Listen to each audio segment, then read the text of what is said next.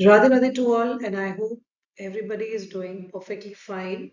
So, today, what we'll be discussing is 5 MCQ. So, what I thought I'll be starting with MCQs in between my lectures so that it will be good for our refreshing the knowledge also and to summarize your concepts. So when you read whenever you read a MCQ, you can solve at least 6 7 topics related to that question.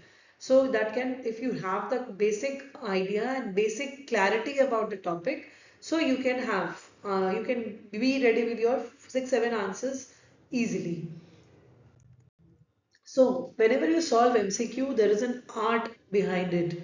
So first rule is never go into direct statements. Like when you read metaplasia, oh, I know what metaplasia means, so I'll mark this statement.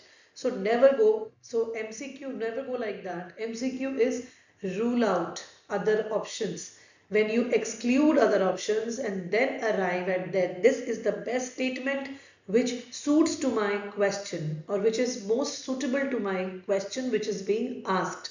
So that is the way you should move ahead or go ahead with your answering your MCQs. So now see this question. What does this suggest? Which of the following statement this best describes your metaplasia? So now when you read this question, what should come into your mind? That what metaplasia is, in which chapter metaplasia is there in pathology. So metaplasia, to tell you, this word you read first chapter of pathology, that is cell injury. So हमें पता होता है ना what is cell injury? जब normally क्या होता है कि कोई भी injurious stimuli when it hits your cell, so what happens? So immediately तो cell death नहीं हो जाएगी ना, necrosis apoptosis नहीं हो जाएगा. What will happen when there is an inciting stimulus or injurious stimulus? So what happens? First you get a stimuli. So कोई भी stimuli आता है तो our body what it tries to do is go into adaptation. उसके बाद जाता है हमारा body reversible injury, then you land up in your irreversible injury. So last है ये necrosis apoptosis. So ये जो बीच में आता है ना adaptation, till reversible injury there is a point of return back, right? After that there is no point of return. So adapt उससे पहले भी there is adaptation. So whenever कोई भी injurious stimulus आता है तो body what it tries to do is adapt to the extreme situation और you can say adverse situation. So adapt करने की कोशिश करता है हमारा सेल. सो वो अडेप्टेशन बहुत सारे होते हैं. You have your metaplasia, hyperplasia, hypertrophy, atrophy, right. So all those changes are your adaptation, cellular adaptation कहते हैं उसको. Now see what metaplasia you know about. Metaplasia हमसे पूछा जा रहा है यहाँ पे. सो आप फर्स्ट स्टेटमेंट पढ़ो, malignant change in benign lesion. ये मेटाप्लेजिया डिस्क्राइब कर रहा है. It is basically telling you कि अब बिनाइन प्रोसेस में मैलिग्नेंट चेंजेस आ गए हैं, तो ये एक न्यूप्लास्टिक प्रोसेस है. So are this option is not suitable for this statement. Then next is your dysregulated cellular growth leading to increase in cell number. तो इंक्रीज इन सेल नंबर हमारे cellular adaptation जो हमने पढ़ा है उसमें आता है हाइपरप्लेजिया जिसमें सेल की नंबर बढ़ती है. हाइपरट्रोफी होती है जिसमें सेल की साइज बढ़ती है. तो ये हाइपरप्लेजिया की तरफ जा रहा है, ये मेटाप्लेजिया नहीं है. Correct? Then third statement you got is replacement of one mature cell type with another mature cell type. बहुत ही benign process है. Mature. एक mature epithelium get converted to other mature epithelium. That is describing your metaplasia. Metaplasia is basically a reversible change है where one epithelium gets converted to another epithelium. Both epithelium are your mature type. For example you can say smokers में क्या होता है, normally respiratory epithelium की lining क्या होती है, ciliated columnar epithelium type. ठीक है, उसमें जब चेंज होता है क्रॉनिक स्मोकर में क्या होता है, स्मोक की वजह से क्या हो रहा है, देयर लंग जो टिश्यू सेल्स हैं आपकी इरिटेट हो रहे हैं continuously. So they are not this जो कोलमनर एपिथेलियम है it is not able to survive और ये आपको फंक्शन में प्रॉपरली यूजफुल नहीं हो रहा है. सो उसका metaplasia it becomes like a squamous epithelium. So it becomes more rigid. But yes, अगर वो स्क्वैमस में चेंज हो रहा है तो वो अफेक्ट तो नॉर्मल फंक्शनिंग को अफेक्ट तो करेगा ही. तो जो जिस ईज के साथ नॉर्मल ह्यूमन बीइंग या नॉर्मल रेस्पिरेटरी एपिथेलियल वाले ह्यूमन बीइंग रेस्पिरेशन कर रहे हैं, वो इन पेशेंट्स में नहीं हो पाएगा जिसमें मेटाप्लेजिया हो रही है. But there is no malignant change in it. It is just कि they are adapting to the change because of chronic irritation which the smoking is causing in the patient. Then you come to your fourth one, abnormal development of cells into multiple cell lines. So ये क्या हो रहा है?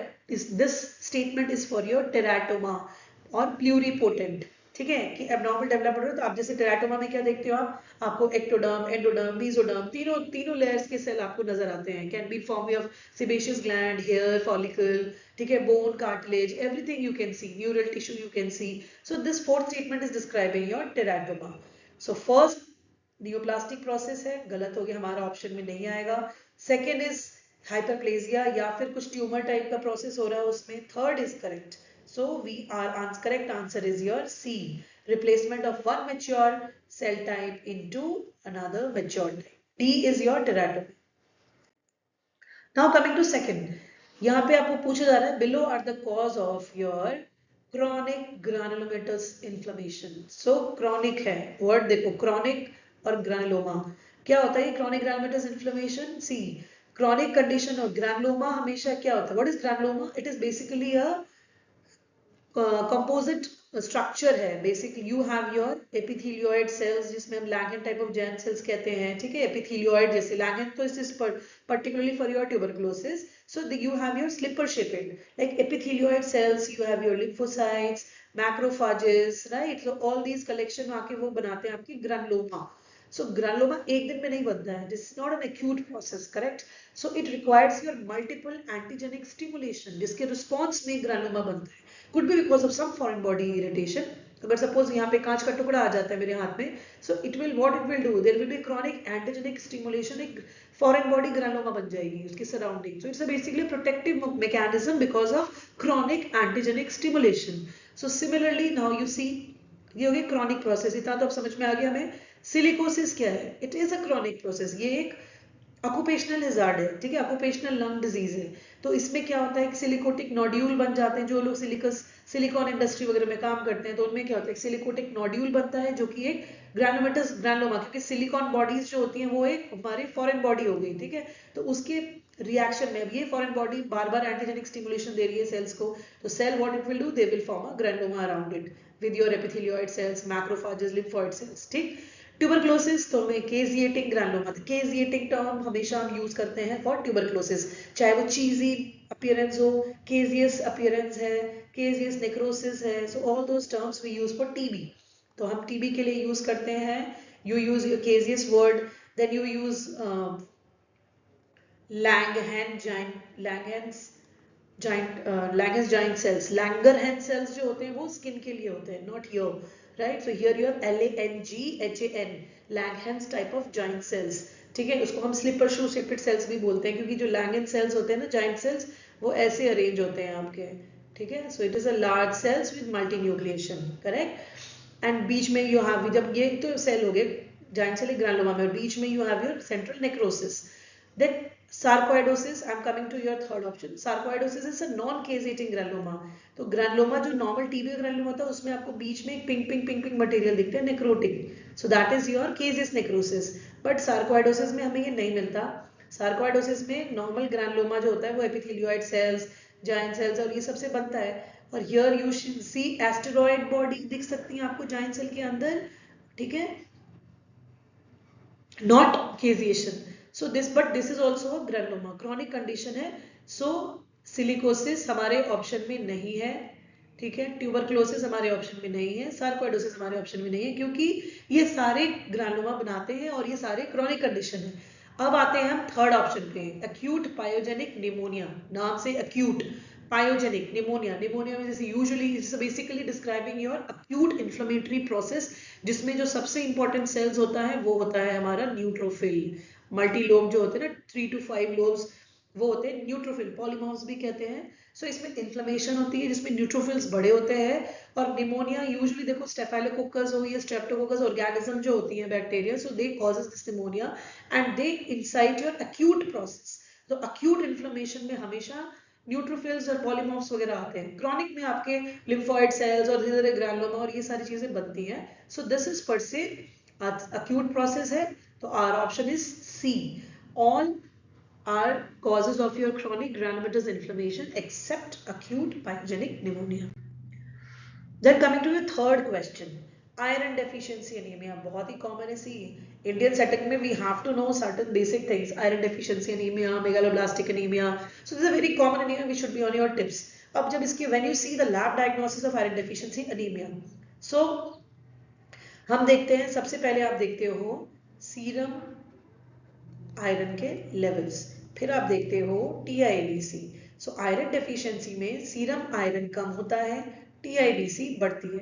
क्योंकि TIBC बढ़ेगी because सी जो हमारे transferrin receptors होते हैं, जब बॉडी को सेंस होता है ना कि हमारे आयरन स्टोर कम हो गए, हाँ एंड एक इंपॉर्टेंट है फेरिटिन, फेरिटिन भी डिक्रीज होता है आयरन डेफिशिएंसी में, ठीक है। तो जब आयरन स्टोर कम होने लगेंगे, ठीक है, आयरन डेफिशिएंसी में, तो ट्रांसफेरिन रिसेप्टर्स हमारे बढ़ेंगे, ट्रांसफेरिन रिसेप्टर, क्योंकि वो अब स्कैवेंजिंग मोड में आ जाएगी हमारी बॉडी की, हमारे आयरन तो कम हो रहे हैं स्टोर, तो now increase the transferrin receptor which will extrapolate iron from other sources resource, तो वो TIBC को भी इंक्रीज करेगा, ठीक है। ये होता है जब आयरन स्टोर कम हो रहा है। तो iron store, iron ferritin less, serum iron less, this is iron deficiency which causes your serum transferrin receptor to increase and which in turn increases your TIBC। तो जब अब ये देखो पहला ऑप्शन क्या है, लो TIBC, तो दिस इज रॉन्ग। हमारे आयरन डेफिशिएंसी में TIBC इंक्रीज होनी चाहिए, लो TIBC फिर भी आपको कहाँ दिख सकता है, अनीमिया ऑफ क्रॉनिक डिजीज, ठीक है। Then second option high ferritin level गलत है, आयरन डेफिशिएंसी में स्टोर कम हो रहे हैं तो you have your low ferritin levels. Then last option देखो लो ट्रांसफेरिन रिसेप्टर गलत है, जब TIBC बढ़ती है आयरन डेफिशिएंसी में तो ट्रांसफेरिन रिसेप्टर की वजह से ही बढ़ रही है, ट्रांसफेरिन रिसेप्टर बढ़ते हैं, TIBC बढ़ती है because body have demand of more iron, so it will be into a scavenging system. Then coming to your third option, low serum iron TIBC, so this is correct. So low serum iron तो high iron deficiency है, high TIBC हो रहा है क्योंकि they demand more, so reflection में ये आता है, ठीक है। So this you have to know। और important thing है high ferritin level हो, जिससे मैंने बताया आपको low TIBC you can see in anemia of chronic disease। Similarly high ferritin level where you can have it in iron stored over storage disorders में, iron जहाँ overload हो रही है, ठीक है। और also ferritin is just not an indicator of your iron store, it is an acute phase reactant। तो कोई भी इन्फेक्शन में सीरम फेरिटिन लेवल बढ़ा होगा। तो सपोज ये एक क्रक्स है कि अगर सपोज पेशेंट को आयरन डेफिशिएंसी है, उसके साथ साथ अगर आपको पेशेंट को इन्फेक्शन भी है, तो उसका serum high ferritin level you can not use it to diagnose iron deficiency, क्योंकि ये एक मिसगाइडिंग हो जाएगी, मिसगाइडिंग हो जाएगी। सो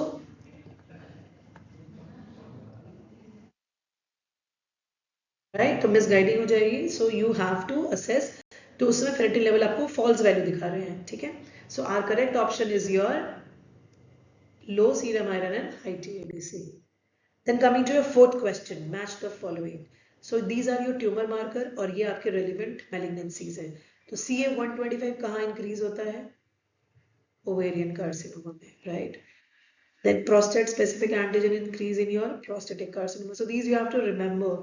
Then carcinoembryonic antigen, this is increased in your CA-125 ovarian, PSA is this, CEA is your colorectal carcinoma and CA-19-9 is increased in your pancreatic carcinoma। ऐसे और भी ट्यूमर मार्कर्स होते हैं that you have to remember। So PSA is your prostate specific antigen, so this you can rule out। In option में भी जब आपके पास अगर आपको दो आंसर आ रहे हैं, PSA बिल्कुल आपका प्रोस्टेट है, then CA-125 you know ovary, then sometime you have glitch between these two। So 99 is for pancreatic carcinoma, CC you can remember colorectal carcinoma। So you have to find ways to remember the tumor marker, but if you know 3 or 2 or 3, then fourth one you can easily exclude। The last question is your in our today's discussion, Hodgkin's lymphoma आते ही ना, the question is asking you which is the hallmark cell। So Hodgkin's lymphoma, whenever you open the book you see a particular cell जो कि बड़ा सा cell होता है, ठीक है, बाइन्यूक्लिएटेड सेल्स होते हैं और उसके प्रोमिनेंट न्यूक्लियाई होते हैं। So this is the cell membrane, this is binucleated means दो न्यूक्लियस दिख रहे हैं आपको, और उसके बीच में आता है प्रोमिनेंट न्यूक्लियोलाई, इसको कहते हैं हम आउल्स आई अपीयरेंस, ठीक है। So this is your RS cell, इसको कहते हैं हम Reed Sternberg cell. This are classic for your Hodgkin's lymphoma. और RS सेल के बहुत सारे वेरिएंट हैं, will see in upcoming lectures. Then your mantle cell is seen in your mantle cell lymphoma. उसका ट्रांसलोकेशन होता है T1114, this you have to remember, ठीक है। स्मज सेल पता है क्या होता है? These are artefacts basically.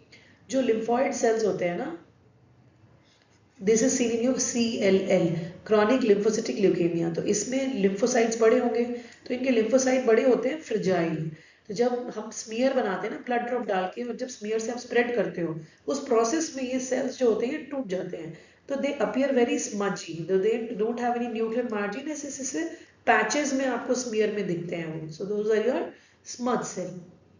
Then you have your Russell body, these are छोटे छोटे छोटे क्लस्टर्स में दिखेंगे, and these are very eosinophilic, जो राउंड स्मॉल बॉडीज होती है, these are filled in the studded in the cell, this is in the plasma cell, और ये होता है सॉरी मल्टीपल माइलोमा में। So this is very classic for your multiple myeloma Russell body. So these are the ways in which you have to exclude your option. So you have to know about all the options, and then you can be very confident in marking your correct answer.